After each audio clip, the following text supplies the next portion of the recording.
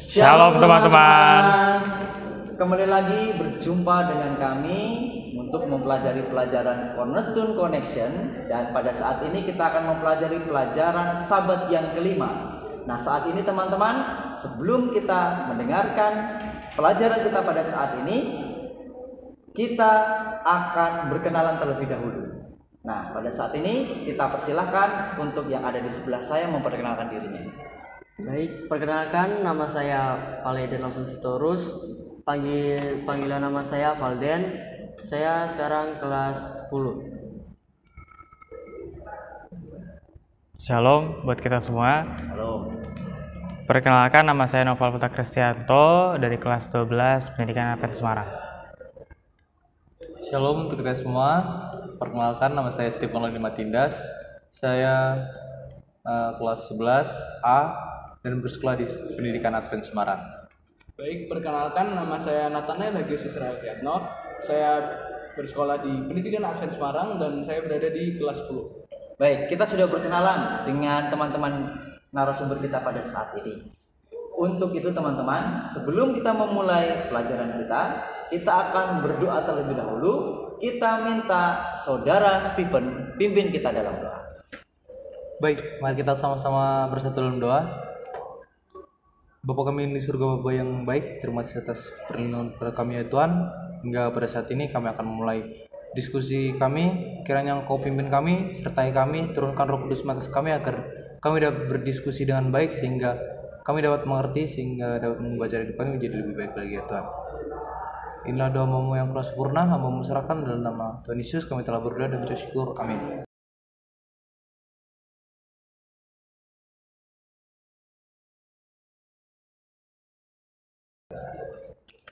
Ya teman-teman, pada saat ini judul pelajaran kita adalah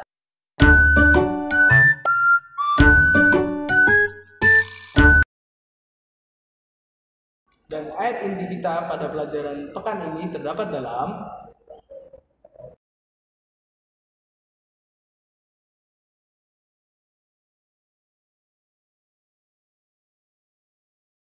pada sabat kali ini kita mempelajari pelajaran yang ke-6, judulnya adalah faktor Yudas. Nah, kalau ingat dengan kata Yudas, kira-kira apa yang ada di pikiran teman-teman?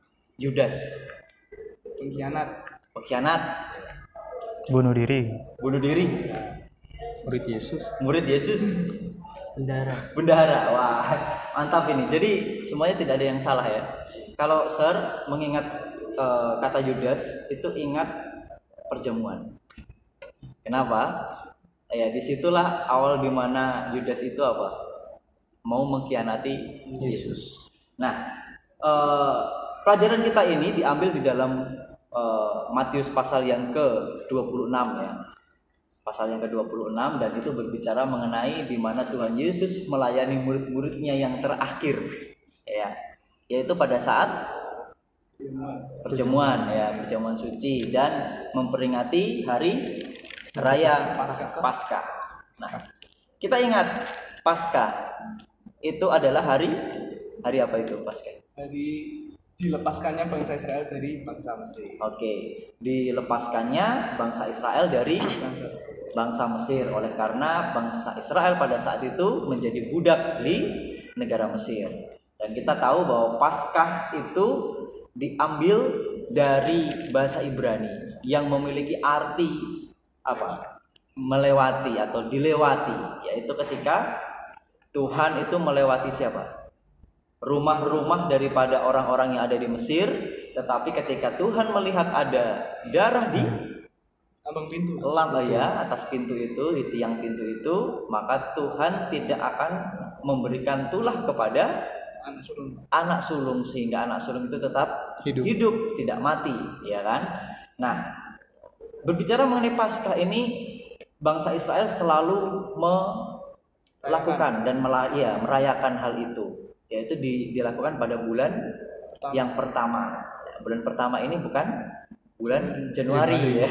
Kalau bulan Januari itu adalah Sudah Masehi. apa? Bulan sudah Masehi. Iya, itu diambil dari tahun Masehi ya. Kalau di dalam bahasa di dalam Ibrani bulan pertama itu adalah bulan Nisan. Nah, itu. Jadi setiap bulan Nisan bangsa Israel itu akan merayakan Paskah, dan hari pertama sampai hari yang ketujuh atau 1 minggu mereka akan berpuasa, mereka akan makan roti yang tanpa ada campuran apapun. Nah, itulah yang dibuat sama siapa? Sama orang-orang Israel. Nah, sekarang kita kembali ke pelajaran kita di Matius pasal yang ke-26, di mana ini berbicara terlebih besarnya adalah ketika Yesus akan disalibkan. Nah, di situ Yesus sedang melayani melayani muridnya. Kita tahu Yesus setelah membasuh kaki murid-muridnya, kemudian di sana Tuhan menyampaikan kepada muridnya bahwa inilah roti, inilah anggur, makanlah, minumlah. Nah, itulah yang dilakukan oleh Yesus, yang dilakukan oleh Yesus kepada murid-muridnya. Nah, di sini Sir mau bertanya, Sir mau tanya kepada kalian. Ketika kita membaca ayat itu di dalam pasal yang ke-26, ada satu ayat yang mengatakan bahwa mulai dari sekarang aku tidak akan minum lagi hasil pokok anggur ini sampai pada hari aku meminumnya, yaitu yang baru bersama-sama dengan kamu dalam kerajaan Bapa. Kira-kira maksud ayat ini itu apa? Kenapa Yesus menyampaikan ayat ini kepada murid-murid? Ada yang mau menjawab? Menurut saya dalam Valdian iya. Oke, silakan Valdian. Menurut saya dalam ayat ini kita tahu bahwa pada saat itu Yesus sedang melakukan perjamuan suci bersama murid-muridnya. Terus Yesus mengatakan, mulai dari sekarang aku tidak akan minum lagi hasil pokok anggur ini sampai pada hari aku minumnya, yaitu yang baru bersama-sama dengan kamu dalam kerajaan Bapakku. Artinya pada saat itu Yesus akan meninggalkan murid-muridnya dari bumi. Jadi maknanya di sini Tuhan akan menyediakan kerajaan surga bagi umat-umatnya yang setia kepadanya. Makna yang Valdian dapatkan bahwa Tuhan itu berpisah dengan murid-muridnya, tetapi Tuhan juga menyediakan sesuatu tempat untuk murid-muridnya gitu ya. Oke, terima kasih Valdian. Mungkin ada yang lain? Aku mungkin ada Ya, sedikit. silakan Noval. Di sini kan Yesus tahu sebenarnya dalam perjamuan ini bahwa ini detik-detik menjelang kematiannya. Jadi Yesus pun pasti sedih gitu. Tapi Yesus tahu bahwa perjamuan ini satu kebersamaan yang indah sama murid-muridnya. Ketika Yesus bilang bahwa yaitu yang baru bersama-sama dengan kamu dalam kerajaan Bapakku, Yesus bilang sama murid-muridnya bahwa kebersamaan ini tuh nggak berakhir di sini aja. Tapi suatu saat nanti juga kita akan melakukan hal ini di kerajaan surga. Oke, berarti ya hampir mirip sama Valdian, hanya yang ditegaskan oleh Noval bahwa perpisahan itu memang menyakitkan, tetapi ini bukanlah akhir dari pertemuan mereka. Tuhan menyiapkan satu tempat untuk mereka untuk nanti kembali bersama-sama dengan Yesus. Mereka bersama-sama dengan Yesus. Artinya Tuhan memberikan apa itu? Jaminan keselamatan bagi mereka. Bagi murid-muridnya di sana. Tadi yang di Valdian katakan Tuhan menyiapkan satu tempat. Ya, itu kan berarti kan menyediakan, berarti ada jaminan di situ. Enak ya kalau seandainya ada temen nih, Stephen, ini mungkin terakhir kalinya aku sama-sama denganmu, tapi nanti kita akan berjumpa lagi. Wah, itu nanti kita ketemu lagi di, contohnya di Samosir. Wah, berarti itu udah jaminan kita akan ketemu lagi di Samosir.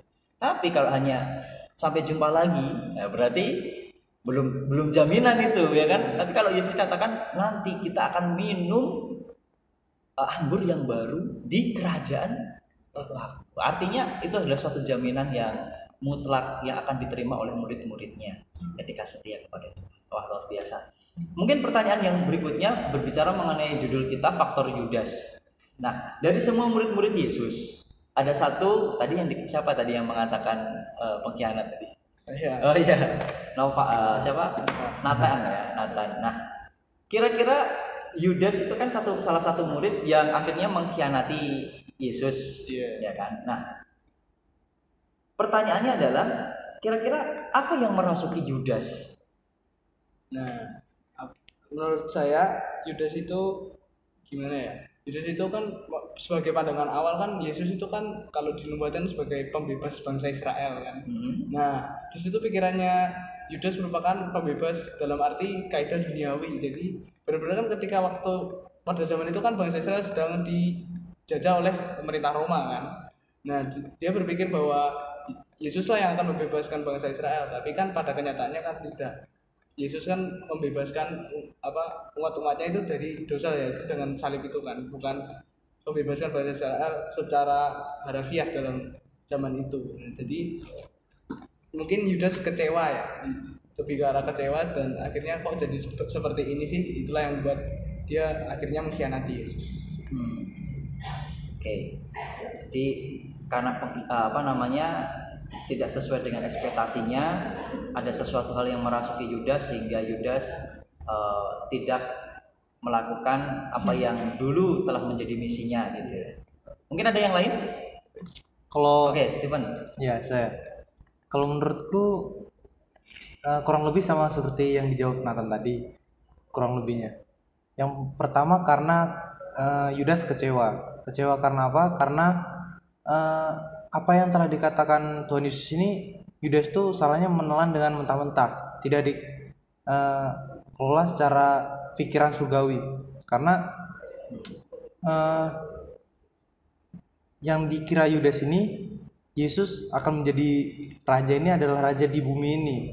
Karena disitulah kekecewaan Yudas sehingga tidak seperti apa yang telah dipikirkan oleh Yudas. Makanya di situ dia kecewa. Oke, berarti sebetulnya Yudas itu merasa bahwa Yesus nanti akan jadi raja dunia, tapi ternyata kenyataannya Yesus ini juga akan mengalami kematian gitu kan, tidak jadi raja, padahal dia sudah jadi bendahara di timnya Yesus ini. Kalau berbicara ya hal-hal politik ya, sudah ada calon ini ya kan, dia sudah mendukung calon ini, tetapi akhirnya apa? Gagal. Iya, dia katakan gagal. Wah, ini sesuatu kekecewaan ya. Berarti di situ kalau boleh saya ambil dari penjelasan daripada Stephen dan Nathan, itu Yudas tidak bisa rendah hati. Yudas itu dia lebih meninggikan dirinya. Karena apa? Karena dia lebih mementingkan kepentingan pribadinya dibanding kepentingan daripada keselamatan itu. Tadi ada juga yang mengatakan bahwa Yudas itu adalah bendahara ya kan. Nah, di situ kan sesuatu hal yang dia pegang nantinya akan menjadi seorang bendahara yang hebat bersama-sama dengan Tuhan Yesus yang melakukan banyak mujizat. Tapi mujizat-mujizat Tuhan Yesus, bahkan perkataan tadi yang menandakan bahwa ada jaminan, itu semua diabaikan oleh Yudas. Dia hanya mementingkan apa? Hal-hal dunia, ya kan? Dibanding keselamatan yang cuma-cuma, keselamatan yang pasti, keselamatan yang pasti akan didapatkan, dan keselamatan itu keselamatan kekal. Tapi itu dikesampingkan semuanya oleh Yudas. Nah, di sini berarti ada kecongkaan di dalam dirinya bahwa ya tidak ada yang lebih baik selain ini. Makanya akhirnya Yudas pun dapat hasutan ya untuk menangkap Yesus ya, untuk mengkhianati Yesus. Itu sama seperti apa yang dikatakan oleh kitab Salomo. Kitabnya Salomo apa? Ya, Amsal ya. Amsal 16 ayat 18 sampai 19. Kecongkakan mendahului kehancuran, dan tinggi hati mendahului kejatuhan. Ya, kejatuhan. Nah, itulah. Jadi kalau tinggi hati akan jatuh, congkak itu akan hancur. Nah, itu dia.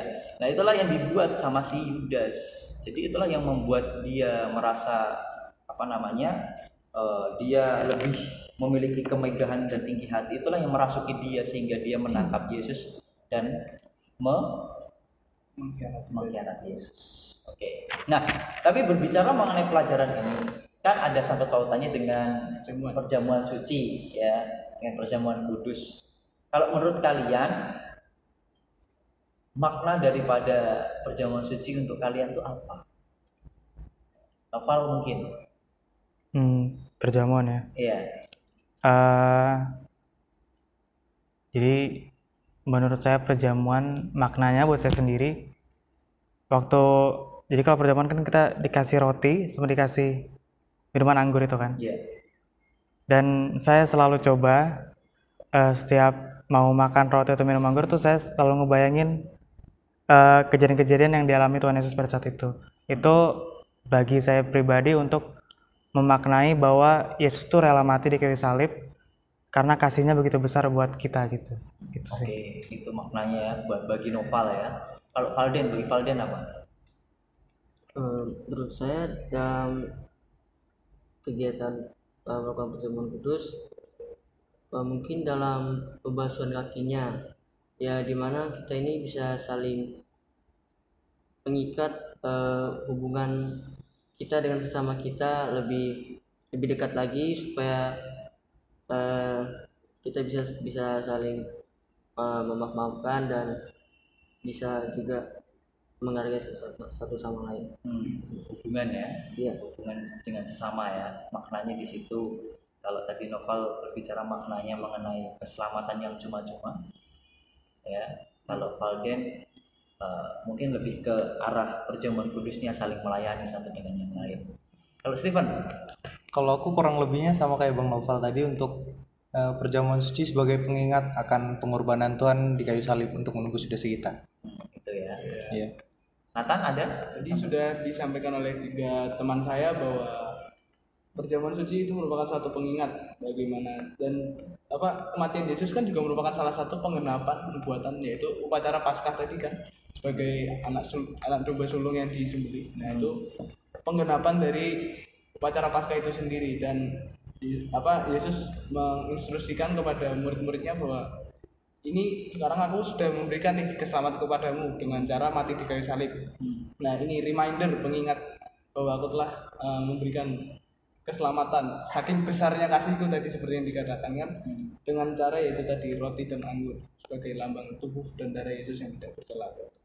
Ya, berarti makna perjamuan itu sangat berarti buat kalian ya. Ya.